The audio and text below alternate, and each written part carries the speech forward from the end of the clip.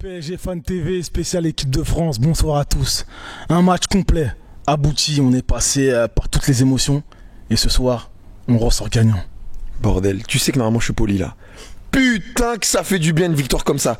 Le PSG nous a pas fait kiffer en fait autant. L'équipe de France là a donné un grand match face à cette équipe argentine. C'est le moins qu'on puisse dire. J'aimerais aborder un point, Matuidi, qui loupera malheureusement ce quart de finale. Que peut-on dire? Est-ce que c'est une perte? Est-ce qu'on a l'effectif pour le remplacer? Pour compenser?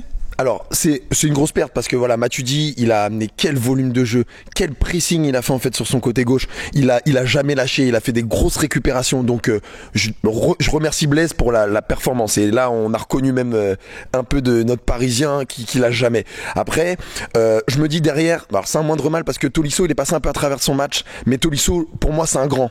C'est un très grand joueur, il joue au Bayern, ça peut être une compensation qui peut nous amener des belles surprises. Donc c'est pas le poste où on a la pire des doublures. En toute franchise. D'accord. Comment ne pas passer sans parler de Pavard? Benjamin Pavard, j'en perds les mots. Benjamin Pavard, qui a mis à la retraite Sidibé, que je ne le vois plus dans ce mondial.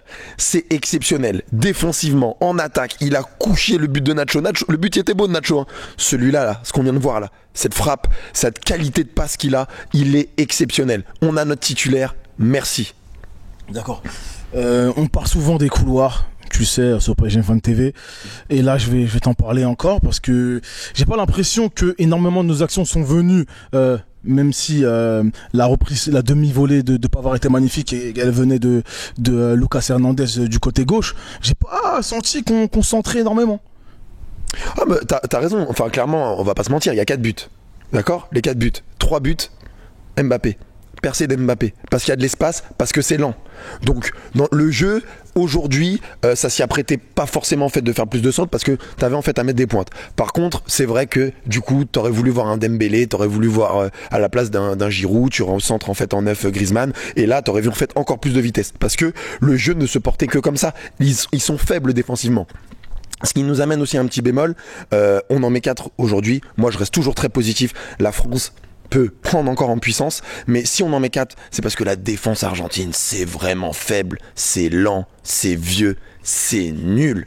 Et comme j'avais dit en fait à mes amis, j'aurais dit, à comparaison, une France qui se transcende et une Argentine qui se transcende, ça va marquer 3 buts, mais on a une défense qui est plus costaud. Nous, si on se transcende, ils ont une défense tellement faible qu'on en mettra plus. Et cette fois, on va dire que la logique s'est tenue en fait dans le match. Donc il faut qu'on reste quand même à notre niveau en se disant on a mis 4 buts, on a une force offensive, mais c'est parce qu'on a une grosse carence en face. Tu parlais de phase défensive. Messi, ce soir, a pesé dans le jeu argentin, il faut le dire. Il est éliminé ce soir. Quel mot peux-tu prononcer par rapport à sa performance? Alors déjà, on va chanter une chanson. Et Messi, ciao, Messi, ciao, Messi, ciao, ciao, ciao. Qu'est-ce qu'elle fait du bien cette chanson. Pourtant, je l'aime bien. Hein. Mais là, pour le coup, on reste français avant tout. Alors, Messi, c'est simple. Dans un match comme ça, quand t'as des mecs comme N'Golo Kanté, quand t'as des Varane, des Umtiti qui peuvent aller dessus, si tu lui laisses en fait du mou, il fait des transitions, il pèse, il va être là. Après, si tu le prends avec un mec comme N'Golo, c'est terminé.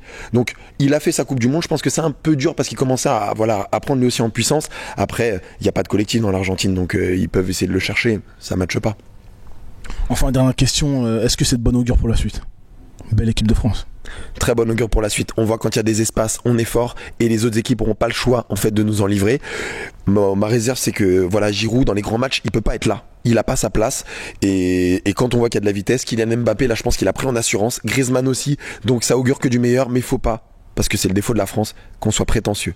On reste en se disant que l'objectif c'est le titre jusqu'au bout et on peut vraiment le faire. Merci à toi Joe. Merci.